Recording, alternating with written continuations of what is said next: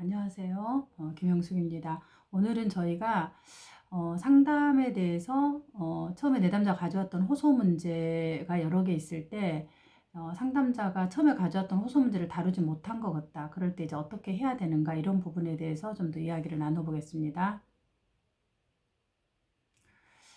지금 보통 이제 그 초등학생이 또 청소년이 가져온 네, 내담자의 문제가 네, 음, 부모님에게 집에서 싸움이 일어날 때 그것이 네, 불안해요. 이런 이제 네, 네, 이야기들을 내담자가 네, 한다면, 네,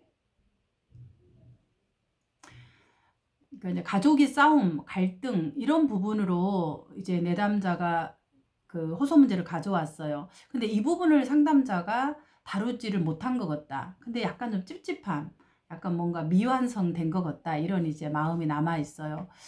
이제 그럴 경우에 상담자가 뭐 어떤 걸 보완하면 좋을까, 또 이제 어떻게 하면 좋을까, 이런 게 이제 상담자의 고민이 될 것 같아요.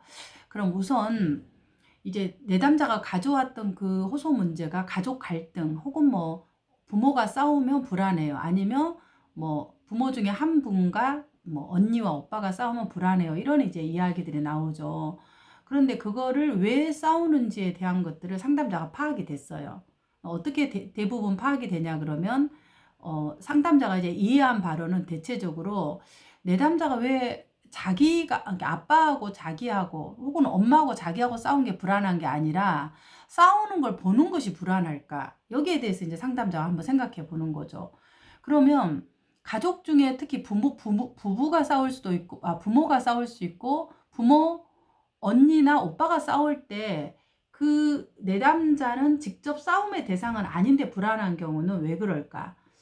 우리가 이제 싸움이라는 측면에서 볼 때 오히려 싸움을 해버린 사람들은 덜 불안해요.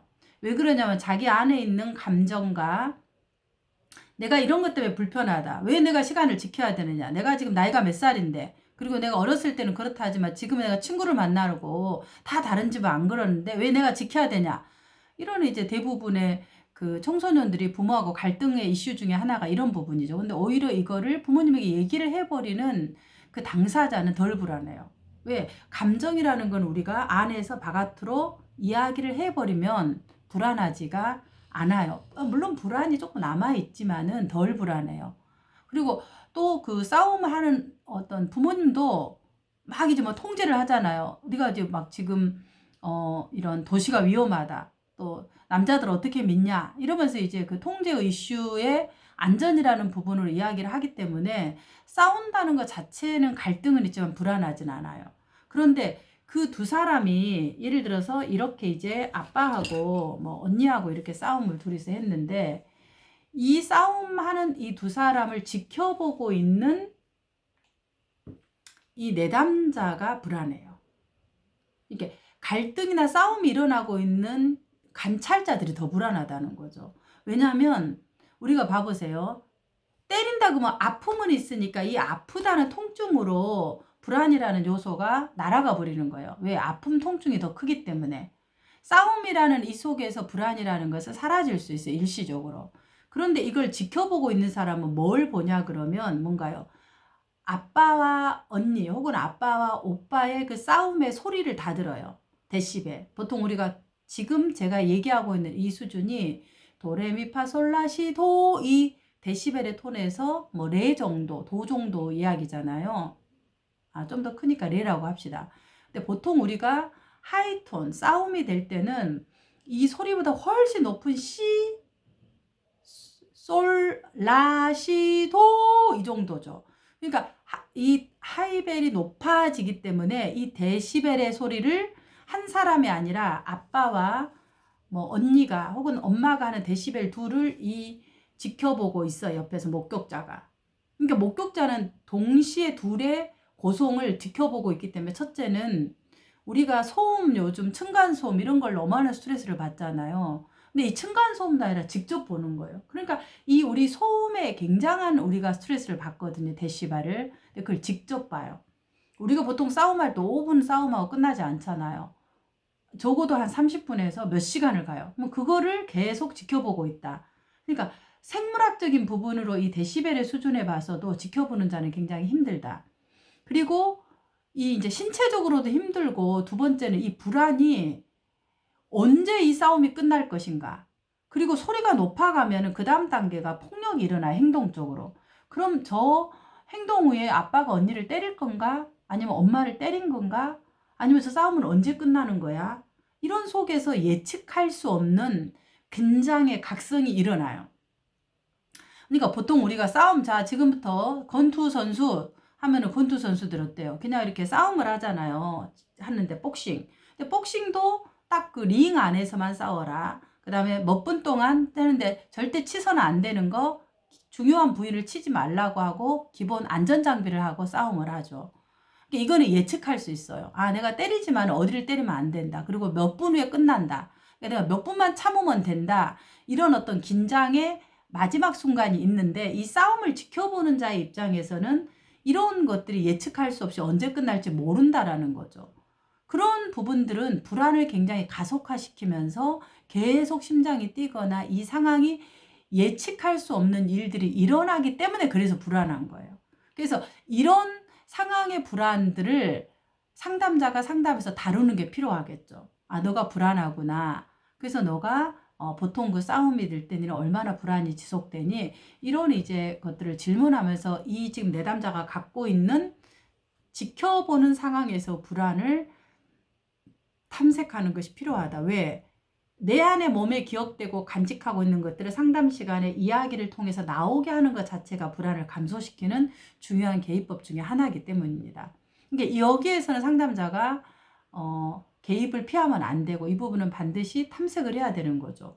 왜? 이 부분 자체가 내담자에게 보고 있는 게 PTSD처럼 폭력 장면을 목격하거나 당하거나 이게 다 이제 PTSD의 첫 번째 장면이죠.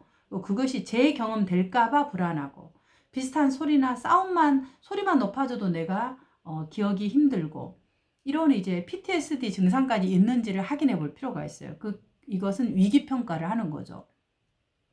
근데 보니까 PTSD까지는 아닌데 뭔가 이 내담자가 싸움이 일어나는 부분에서 너무 힘들어하고 불안하다 이렇게 했을 때 이걸 이제 내가 상담해서 다룰 거냐, 이거 가족에 대한 이 부분에 다룰 거냐 이렇게 봤을 때 가족 체계적으로 두 번째 봤을 땐 이 가족들이 한 번도 싸운 적이 별로 없었다. 왜? 전부 다 이 자녀들이 부모님의 이야기에 다 순종적인 아이였고 그리고 순응하는 아이들이었고 엄마도 아빠한테 별로 갈등이 없어서 가족끼리 별로 갈등이 없었어요.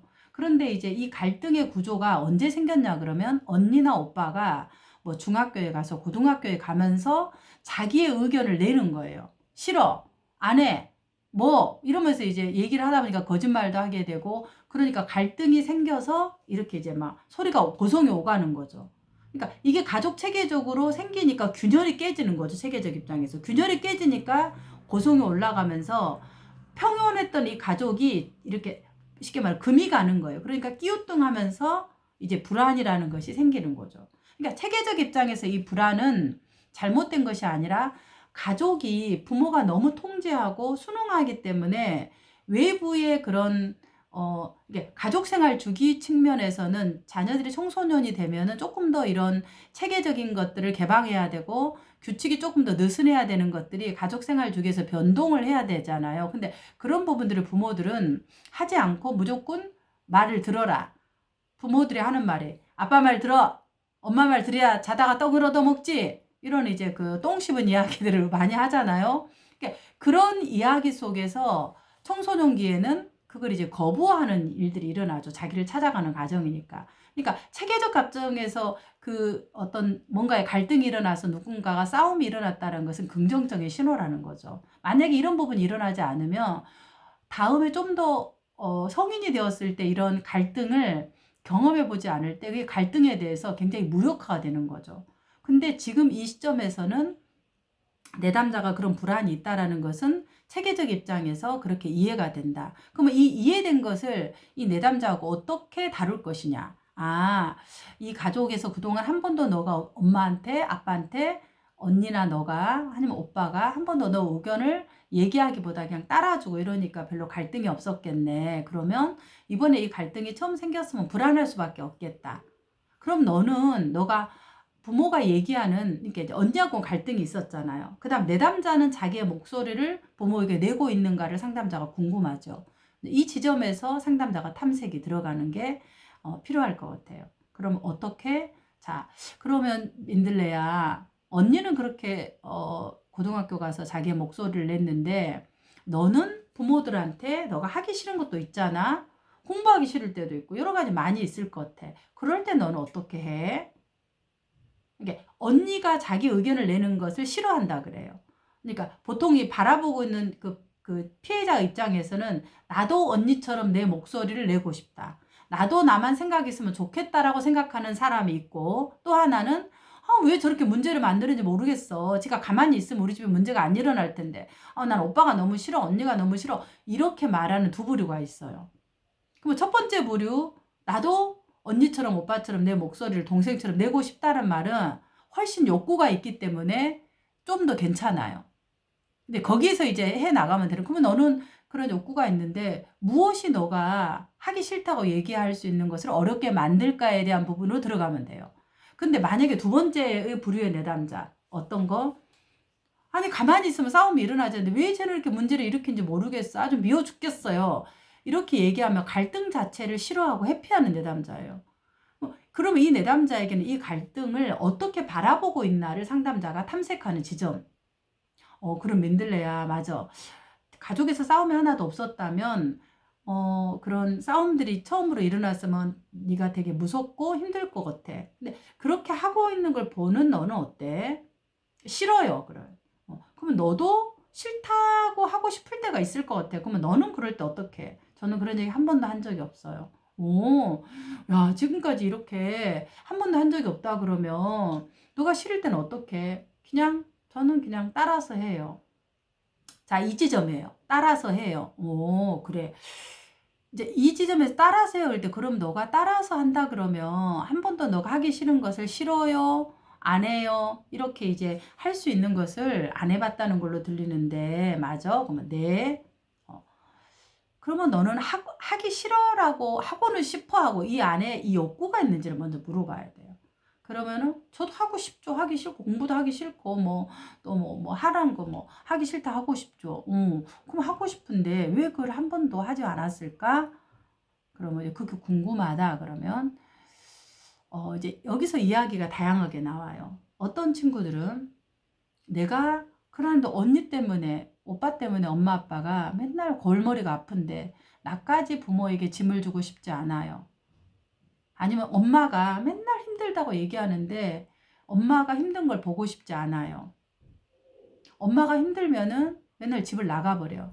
그러면 엄마가 나가는 것들은 더 무섭고 힘든 거니까 내가 말 잘 듣는 아이로 있고 싶어요. 뭐 이런 여러 가지의 그 이야기들이 다양하게 나올 수 있죠. 그럼 이 부분에서 이 내담자는 어느 지점에 있는지 그 이야기의 위치를 이제 탐색해 보는 것이 필요하겠죠. 그러면 그 이 지점에서 첫 번째 뭐 부모에게 줌을 주고 싶지 않다. 엄마가 나가면은 더 제가 괴로워요.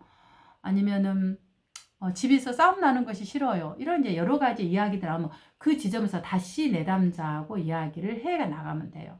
근데 이제 대체적으로 많이 이렇게 갈등이 일어나는 걸 싫어하는 내담자들이 어느 지점에 많이 있냐면 엄마가 힘든 거를 보기 어려워요. 그래서 엄마하고 나하고 이렇게 딱 붙어 있는 거예요. 이거 우리가 융합이라 그러죠. 그래서 엄마의 감정에 힘들면 나도 힘든 거야. 엄마가 슬프면 나도 슬퍼요. 왜? 그래서 나도 사실 우리가 분리가 되어야지 싸우는 거죠. 우리 봐봐. 딱 붙어 있으면 우리 싸울 수 있어요, 없어요? 제가 이제 누구하고 딱 붙어 있어 봐. 붙어 있으면 우리가 아는 상황에서 싸움이 안 일어나요. 싸우려면 적어도 거리가 확보되어야 싸움이 되는 거예요. 그러니까 융합이 된 사람들은 싸움이 안 일어나요. 둘이 붙어 있기 때문에. 그럼 싸울 때는 적어도 떨어져 있어야 싸운다. 그러니까 이 내담들은 엄마와 싸울 수 없는 거죠. 그럼 어떻게 해야 돼? 왜 근데 이 사람들은 붙어 있을까? 엄마가 어떻게 될까봐 불안한 거죠. 그러니까 그 어떻게 될까봐는 엄마가 나를 인정하지 않을까봐, 엄마가 나를 버리고 어디 갈까봐, 엄마가 나를 엄마한테 미움 받을까봐. 이제 그 이야기는 다 달라요. 그러니까 대체적으로 이런 이야기들이 나와요. 내담자들에게. 그러면 엄마의 인정을 받는 데서 내가 공부를 못하면 엄마가 나를 싫어할 것 같아요. 엄마는 엄마가 하라는 거 했을 때 너무 좋아하고 기뻐하고 나를 정말로 아이고 잘했다, 아이고 예쁘다 이런 이제 그 엄마가 너무 좋아요. 그렇게 하는 게. 저도 좀 그렇게 하고 싶어요. 근데 내가 좀 엄마의 얘기를 안 할 때 엄마 표정이 달라져요. 냉대하고 쌀쌀맞고 아주. 그러면 제가 엄마가 나를 버릴지도 모르겠다라는 이러한 불안감들이 생겨요. 그래서 저는 이 불안이 너무 싫거든요. 그래서 엄마의 인정받고 있는 거, 이거를 사실은 하고 있는 거라고 이제 상담자가 추론할 수 있겠죠. 그러니까 이런 지점처럼 이게 이 직접을 다룬다라는 것이 이 싸움을 우리가 뭐 못하게 하고 이렇게 하는 게 아니라 지금 내담자가 결국은 융합되어서 자기의 목소리를 내지 못하는 이 부분을 다루는 거예요. 체계적 입장에서 본다면. 근데 만약에 이제 상담자가 이러면 다루면 좋은데, 상담자가 볼 때 내담자가 이것을 다룰 때 이까지만 인식하면 좋은데, 이거를 할 때 이제 두 가지 지점이 있어요. 어떤 지점이 있느냐. 그러니까 이 두 가지 지점에서 멈출 수가 있겠죠. 그래서 이제 이런 지점을 확인하는 게 필요할 것 같습니다.